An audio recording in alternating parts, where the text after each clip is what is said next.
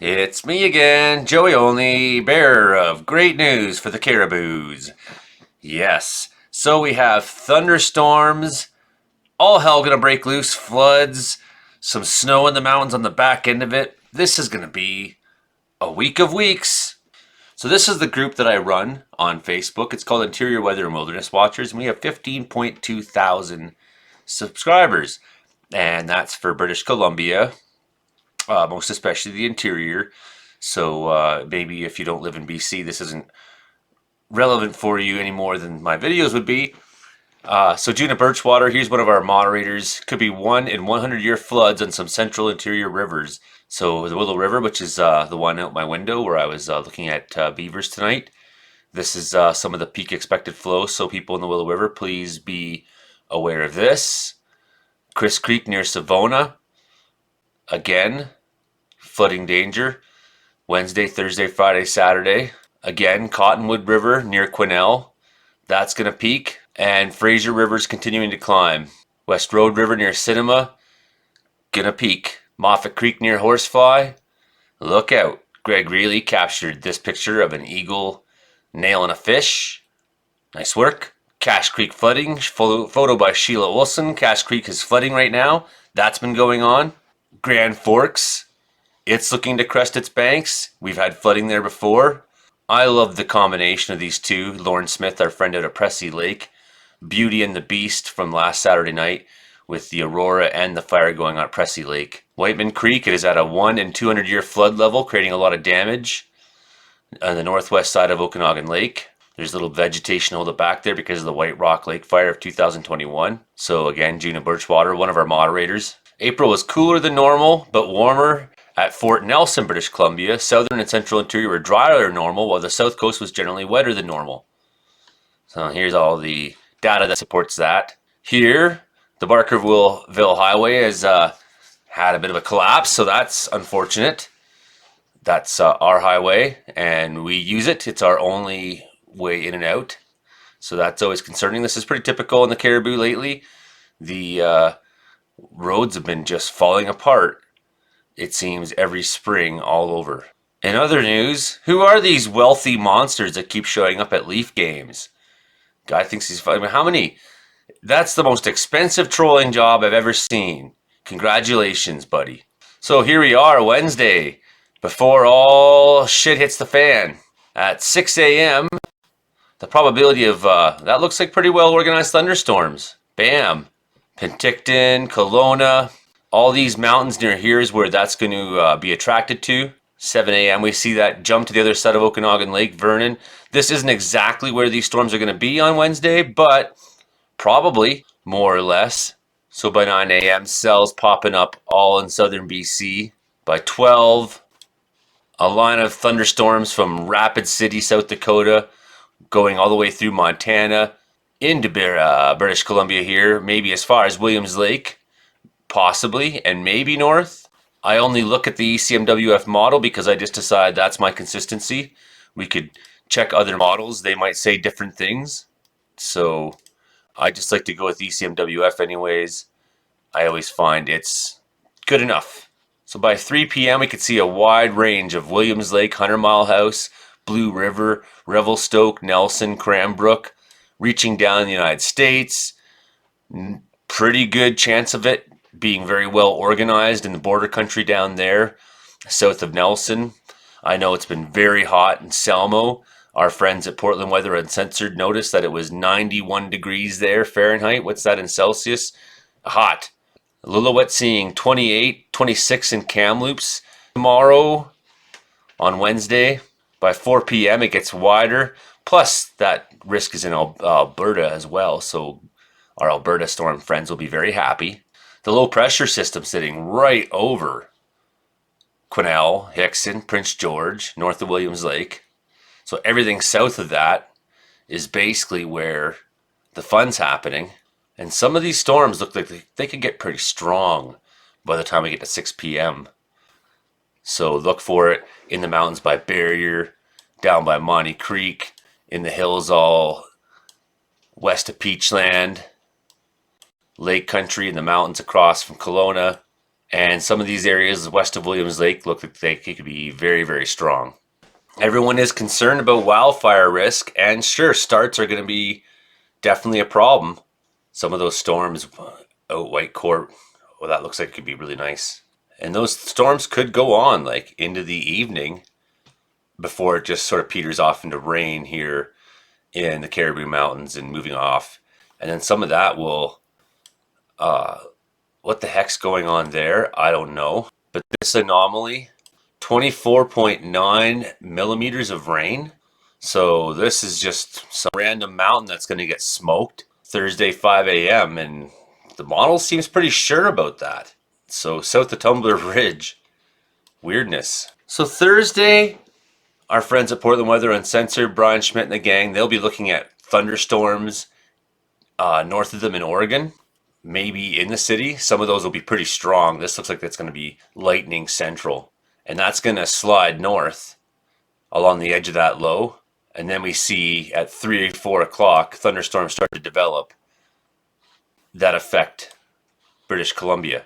2 p.m. might not see much, then suddenly 4 p.m., bam, some of these storms might erupt seemingly out of the blue. You'll be watching them kind of build all day, sitting there installing 8 p.m. And that includes up to Mackenzie and Vanderhoof. So maybe not Prince George, but hey, this is just guess, right? What we know is that somewhere in this mess is going to be some very strong thunderstorms. Williams Lake, maybe look out Thursday night. You might be getting a good one. Vanderhoof, look out. That might be a real strong one. So we got this low sitting up there in Alaska, and it's going to slap the coast with more moisture. Well, this one's still sitting here causing thunderstorm activity all the way over from Missouri on up and into Utah. Snow possibly in the high mountains of California. Weird things. Maybe 7 degrees in Reno, right? So what's going on? 20 in Williams Lake. So here's where the fun's going to really begin for us, because that line of moisture is going to slap up against British Columbia. And you see these bends. These are what you might call shortwave bends. All kinds of weird bends. And by Friday 10 a.m., moisture just slapping up against, and all of Western North America is having a shitty time. Rain with snow maybe out in the plateau far west of 100 Mile House on the other side of the Fraser. So this comes in with a whole bunch of mix of rain and nastiness. And then suddenly at 1 p.m., boom, 100 Mile House, look out. All along south of Nelson, through the Castlegar Trail, Salmo, that Highway 3 corridor, look out with slapping rain and cool temperatures coming in behind. So possibility for strong, I would say severe thunderstorms, right? We're probably going to see watches and warnings over the next couple of days start to get issued by Environment Canada, especially on this day, Friday. Some of these look like they'll be really exciting. So look where these are on the map and see where you are, because Salmon Arm might get a good one. Here in the Caribou Mountains, we might start seeing some likely horsefly. 100 Mile House might see some wicked thunderstorm activity going on. Quesnel, here in Wells, 4 p.m., there might be a real fucking wicked show to be seen. So it's usually like, I can go to rain and thunder and it shows me all this, but it's only when I start getting to here, if I click on the thunderstorms and it's like strong thunderstorms, it's going to really show up there. So Cape Index, not really there, but still the conditions. By 6 p.m., maybe a lot of that strong thunderstorms start to settle down. But lightning shows will continue. Rain all through the southern interior. So that will be kind of the mixed blessing that comes in behind this. Cooler, wet, and then temperatures will drop. That will ease off fire conditions.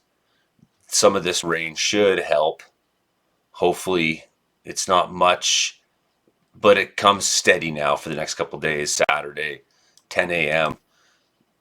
Maybe even mixes around Quesnel. Going to see some temperatures really drop on Saturday. I mean, you take off your winter tires in British Columbia, then you go driving through the mountains on a mountain pass to go from one part of the province to the other, and you might come across some of this stuff overnight We may see some snow in places on Sunday. Everything, all hell's gonna break loose, and then Sunday, heavy rain up into the Peace. So Dawson Creek, you need some moisture up there.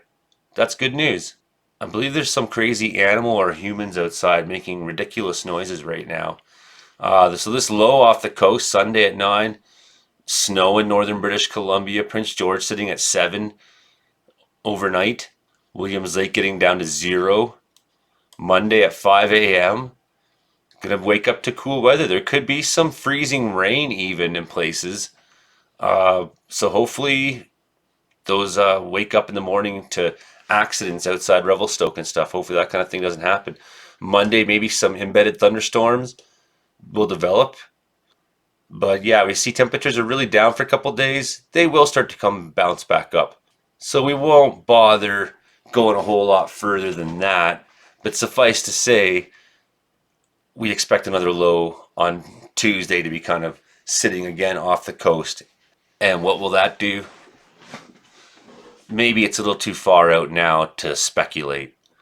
I like to really only have confidence in about the next 3 days. So between now and Friday and a temperature drop on Saturday, we know that. We know a lot of moisture is coming in. We know several lows.